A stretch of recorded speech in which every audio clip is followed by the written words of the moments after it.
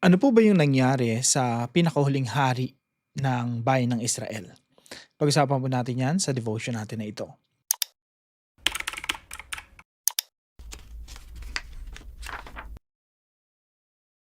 Magandang araw po sa bawat isa sa inyo. Welcome back to our 365 Daily Devotions Bible Characters Edition.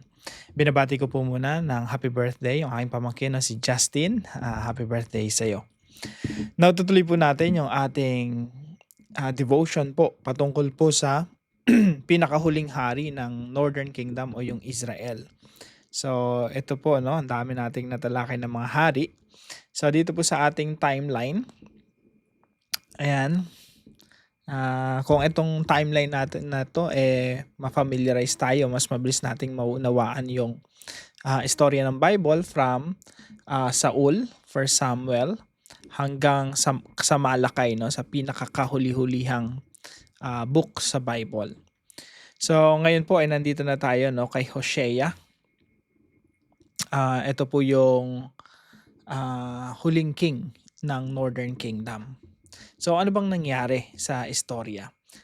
Sabi po rito sa 2 Kings chapter 17, in the 12th year of Ahaz, king of Judah, Hoshea, the son of Elah, began to reign in Samaria over Israel, and he reigned 9 years. After he did what was evil in the sight of the Lord, yet not as the kings of Israel who were before him. Against him came up Shalmaneser, king of Assyria. So ito po si Shalmaneser. Ayan, Shalmaneser the fifth. Ito po si Hosea. So sila po yung contemporary, kasabayan po sila. At dito po nawasak yung Samaria, kumbaga naging katapusan ng Northern Kingdom. So kailan po nangyari yon? 722 BC. So ang importanteng figure po dito ay si Shalmaneser tsaka si Sargon. Sila po ay kings of Assyria. So sa panahon po ni Hosea po nangyari yan, no? So sabi dito, against him came up Shalmaneser, king of Assyria, and Hosea became his vassal and paid him tribute. So maraming beses ko na pong in-emphasize ano po yung ibig sabihin ng vassal. Yung vassal po, ito po yung hari ka pero nagpapasakop ka sa ibang hari. Yung hari na yon, yun yung tinatawag na suzerain o suzerain king. At yung hari na lesser, yun yung mas mahina, yung sinakop ng suzerain king, yun yung vassal. So yun yung magbibigay ng tax, magbibigay ng mga tributes, magbibigay ng mga sundalo. Pag humingi yung suzerain king na, bigyan mo sa akin yung mga babae, tsaka yung mga bata, or bigyan mo ako ng mga slaves, hindi pwedeng umangal yung vassal king. So si Hosea po ay naging vassal under Shalmaneser, king of Assyria. Pero eventually po, but the king of Assyria found treachery in Hosea, for he had sent messengers to So. Si So po siya yung hari ng Egypt, and offered no tribute to the king of Assyria as he had done year by year. Dahil si Hosea, naging unfaithful siya dun sa suzerain king, kay Shalmaneser, yung hari ng Assyria, na-discover niya na si Hosea ay nakipagsabwatan dun sa king of Egypt. Tapos hindi na nagbayad ng tax. Eto si Hosea. So nagalit yung king of Assyria, si Shalmaneser. So therefore the king of Assyria shut him up and bound him in prison. Then the king of Assyria invaded all the land and came to Samaria, and for 3 years he besieged it. Ano po yung besiege? Ito yung pinalilibutan yung city of Samaria, ginutom yung mga tao sa loob, at hanggang sa gumibap na sila, no. Tas massacre po yan, at maraming pinagpapapatay diyan. At kawawa dito yung mga bata, mga buntis, mga matatanda, mga sanggol. So in the 9th year of Hosea, the king of Assyria captured Samaria, and he carried the Israelites away to Assyria.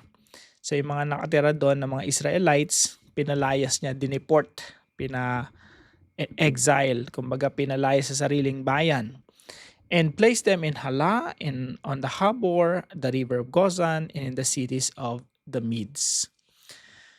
Now, ano po yung katuruan natin ngayong araw? Ito po yung pinakauna mga kapatid. Number 1, God is actively involved in politics. Dito sa Pilipinas, di ba? Hot na hot yung politika dito. Minsan parang susuko ka na rin kasi ibang klase yung politika rito. Parang ano na lang, nagiging clown na lang yung mga politicians. Sobrang entertaining nila.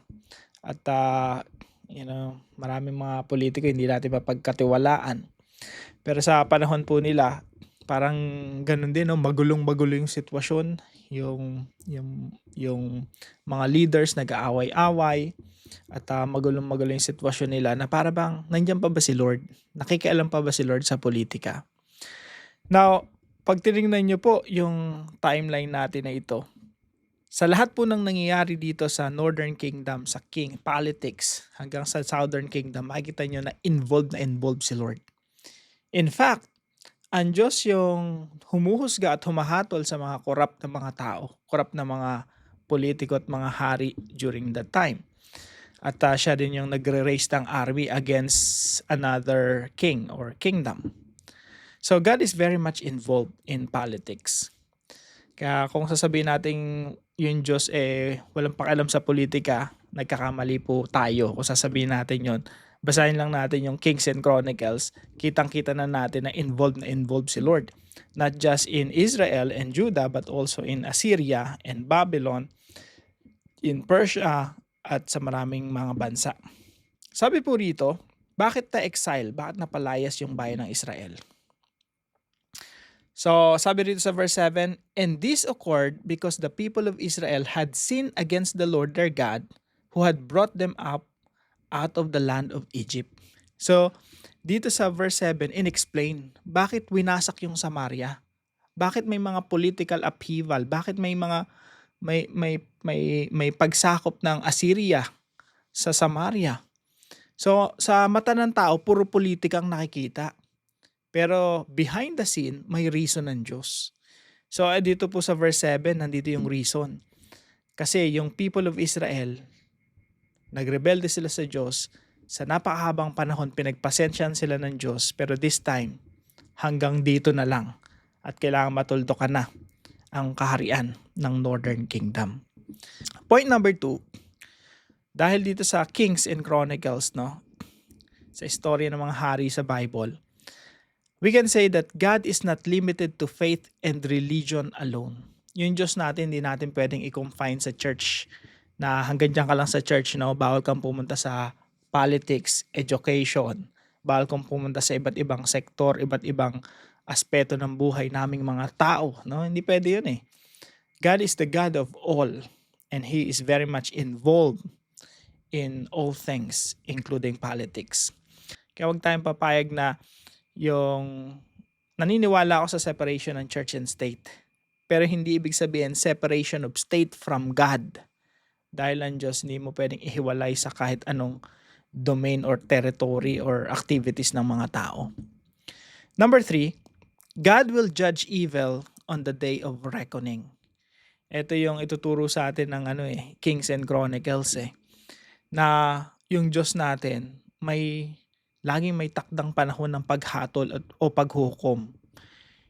Nakita niyo po yung Northern Kingdom, ang dami pong mga corrupt leaders dito, mga corrupt kings. Pero lahat po sila ay dumanas ng paghatol ng ating Diyos. Kasi po yung Diyos natin, hindi pwedeng merong mga corruption na nangyayari, tapos silent lang yung Diyos, walang ginagawa. Tanda natin, God is very much involved. At dahil involved ang Diyos, yung kanyang hustisya ay laging naririyan para hatulan yung mga taong gumagawa ng masama. So God will judge evil on the day of reckoning. Kahit dito sa bansa natin, kawawa yung mga corrupt na mga leaders, because they will be judged according to God's own timing. Now, paano po natin ito i-apply sa ating mga buhay? Number 1 po, understand that Jesus is Lord even over politics. Naniniwala po tayo na ang ating Panginoon Jesucristo ay hari ng mga hari, Panginoon ng mga Panginoon. At wala pong teritoryo o domain na hindi sakop ng ating Panginoong Jesucristo. Noong ang ating Panginoong Jesucristo ay sinugo ng ating Diyos Ama, siya po ay isinugo para maghari. Yung kaharian ng Diyos ay inintroduce ni Jesus Christ. And Jesus Christ is the King of the Kingdom. At ang goal ng ating Panginoon Jesucristo ay yung kaharian ng Diyos ay lumaganap dito sa lupa. At kung paano ang kalooban ng Diyos Ama na nagaganap sa langit ay maganap din dito sa lupa. Alinsunod sa panalangin inutos ng panalangin itunuro ng ating Panginoon Jesucristo sa kanyang mga disipulo. Your kingdom come, your will be done on earth as it is in heaven. And number 2, let's pray for our country to have a better constitution. Yung constitution natin po dito sa Pilipinas maganda pero hindi perfect. Kailangan i-develop, kailangan i-improve.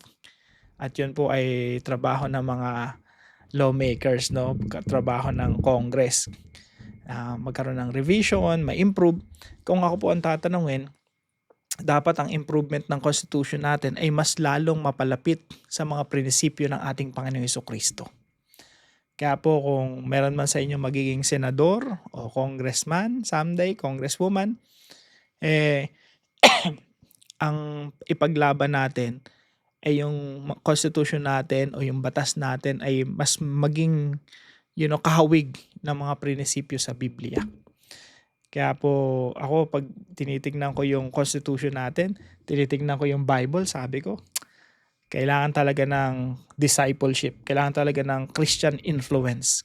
Dahil po yung Biblia ay punong-puno ng wisdom patungkol sa kung papaanong papatakbuhin ng isang bayan. Ang ating Panginoon Jesucristo po ay nag-utos, sabi niya, go disciple the nations.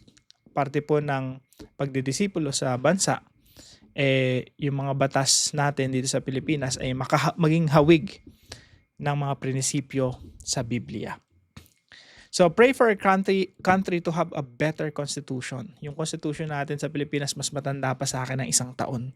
Pero hanggang ngayon hindi pa na-develop, hindi pa na re-revise. Yung political dynasty dyan, hindi pa rin na-define. Kaya yung constitution natin na maganda, saan tayo dinala after several decades. Pinamugaran ng mga corrupt at ayaw nang i-improve ng mga leaders kasi nga pag in-improve mo yan ay kakalaban din sa iyo yan. Kumbaga, it will work against corrupt politicians. Lalo na pag dinefine mo yung political dynasty, no? So number 3 po, be part of discipling the nations. Yung pagdidisipulo sa bansa, ito po ay ibinigay sa iglesia, sa atin, sa church, sa body of Christ. At tayo po ay gagamitin ng ating Panginoon para sa pagbabago ng ating bansa. Tayo po ay sinadya ng Diyos na maging Pilipino, ay panganak sa Pilipinas for a reason. At ang bansa nating Pilipinas, ito ay assignment natin. Huwag nating isipin na yung Diyos nandun lang sa church, nandun lang sa religion, nandun lang sa domain ng pananampalataya. Kagaya po rito sa Kings and Chronicles, naunawaan natin na yung Diyos talagang kumikilo sa politika. God is accomplishing His purpose. Kaya po sa atin mga kapatid, yung solusyon na binigay ng Diyos sa atin ay yung Great Commission. Disciple the nation. Teach the nation to obey the Lord Jesus Christ. Kaya nga po meron tayong vlog na kagaya nito, meron tayong mga devotions everyday. Ito po ay parte ng pagtuturo sa ating henerasyon at sa susunod na henerasyon na sumunod sa ating Panginoong Jesucristo. Now, para po sa ating discussion, what is the effect of the Lordship of Jesus over politics? Pag-usapan po natin yan sa ating mga discussion groups. At para po sa ating dive deeper, 4 na tanong. Why is the Great Commission the only way to transform the nations? Pangalawa, why is Jesus the only solution to the problems of humanity? Pangatlo, what is the role of the church in politics? And number 4, why should we support the anti-political dynasty initiative? Dito po sa Kings and Chronicles, puro political dynasty, no? So, pag-usapan po natin yan sa ating dive deeper. Tayo po'y manalangin. Heavenly Father, thank you for being Lord over every nation, government, and authority on earth. Teach us to see politics through your truth and not merely through human wisdom. We pray for our country that you would raise up leaders who fear you, uphold justice, and seek the good of the people. Grant us wisdom, courage, and faithfulness to become part of discipling the nations through the gospel of Jesus Christ. Use your church as salt and light in society, transforming lives, communities, and nations for your glory. May your kingdom come and your will be done on earth as it is in heaven. In Jesus' name, Amen and Amen. Maraming salamat po kay Brother Dennis and Sister Elsie sa pagiging partner po natin sa devotion natin na ito. Pagpalain po kayo ng ating Panginoon. Kung kayo po yung may natutunan, ipalam niyo lang po sa comment section right below this video. And please don't forget to share this devotion to your family and friends. God bless you po. See you po tomorrow.